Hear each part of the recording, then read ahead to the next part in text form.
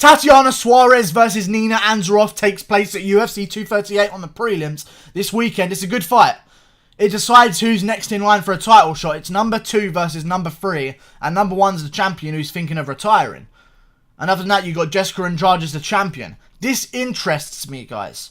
This really does interest me. Tatiana Suarez is a big fucking strawweight. She's a wrestler, so she's used to cutting weight. That's how it works. Ask Kamaru Usman how he feels about it. Okay? You got Tatiana Suarez riding a 2-fight win streak in the UFC against mediocre opponents. A lot of people made a huge deal out of beating Carla Esparza, but let's face it, guys. Outside of the top 2 in any female division, everyone's shit. Okay? Outside of the champion 1 and 2 in any female division, you don't really know how good they are. You know what I mean? Anyone can beat anyone. And, hey, Tatiana Suarez dominated Carla Esparza, who, I mean, won the belt by it being handed to her after the Ultimate Fighter finale. And then since then, got absolutely destroyed by everyone that's of any sort of talent whatsoever. There you go. I don't rate that win, but I do rate Tatiana Suarez's wrestling credentials. Okay? And just her wrestling in general. And I think that wrestling in a female division is something that's been missing for a while. Because who is there that's like a predominant wrestler in the female division? That's at the top of the game. They're all pretty much strikers. You've got Nunes, Cyborg, both strikers. Holly Holm, striker. You know, Rose Namajunas, predominantly turned into a striker. Joanna Jacek was a striker. Valentina Shevchenko, striker. Need I go on? I feel like wrestling has been a part of women's MMA that's been missing for so long. And I think that Tatiana Suarez might be going to start a surge of wrestlers that are going to enter the scene.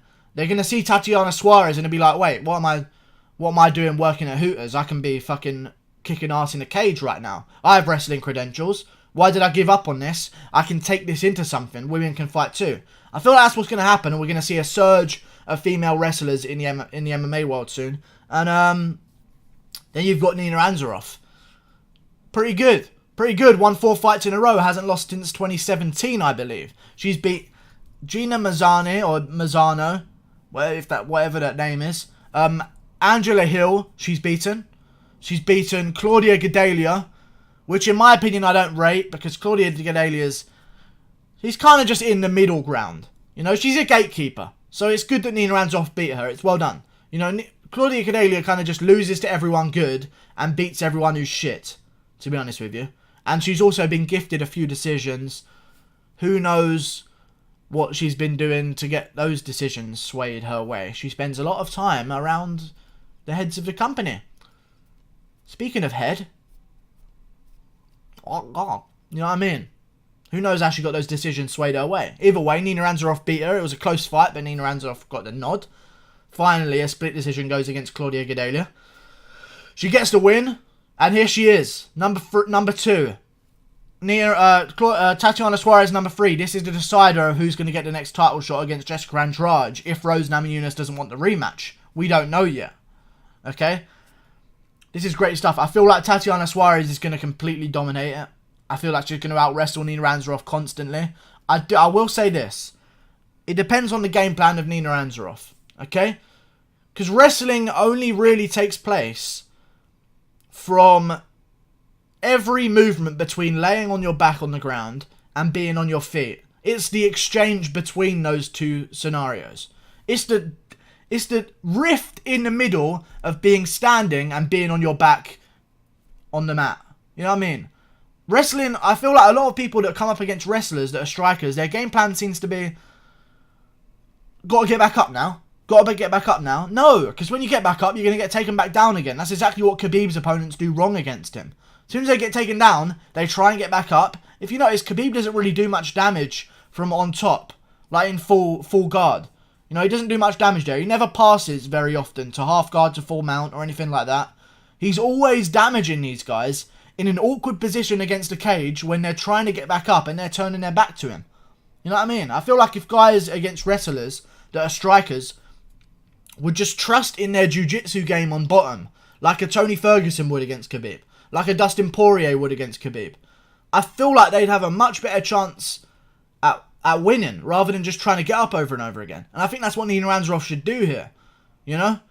She should get down and be like, okay, I'm on the floor now. Time to work some jiu-jitsu. Time to get a high guard.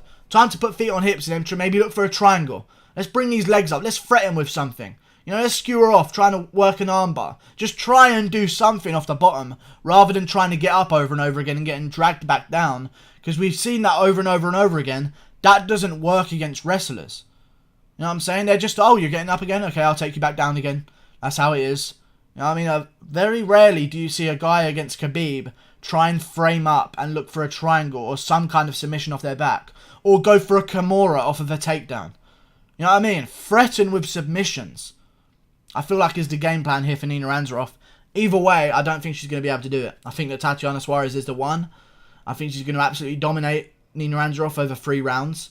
And I think she's going to get the stoppage in the 3rd. I really do. I think she's going to pound Nina Ansaroff's face in. You know what I mean? But, you know, Nina Ansaroff trains with Amanda Nunes, the best female fighter right now. The best female fighter right now. She trains with her. In and out of camp, if you know what I'm saying. Extra cardio rounds at night, boys. Extra cardio at night. But yeah, she's training with the best women's fighter in the world, by far. And yeah, that's a great training partner to have. I'm going to pick my nose off camera. I still think that Nina Ansaroff's going to lose. I don't think it's going to be enough. I think she's going to be a bit smaller than Tatiana Suarez. And also, Tatiana Suarez, although it goes against my rule of ugly girls doing better, she's not that good looking. I think she's a bit... she's very good looking. She's very attractive. But there's a sense of trans. You know what I mean? Like, look, if you look at her... I don't mean to be rude, because she's a legit fighter, and I don't know what would happen in the fight between me and her. It's probably fucked me up.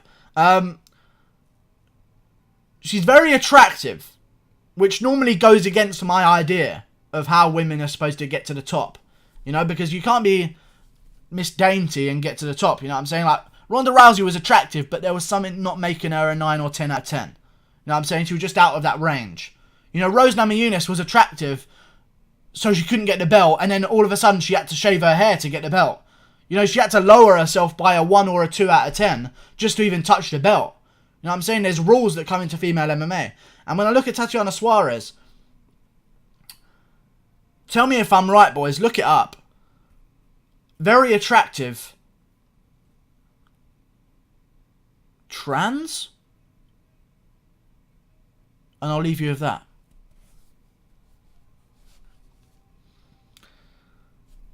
Like and subscribe.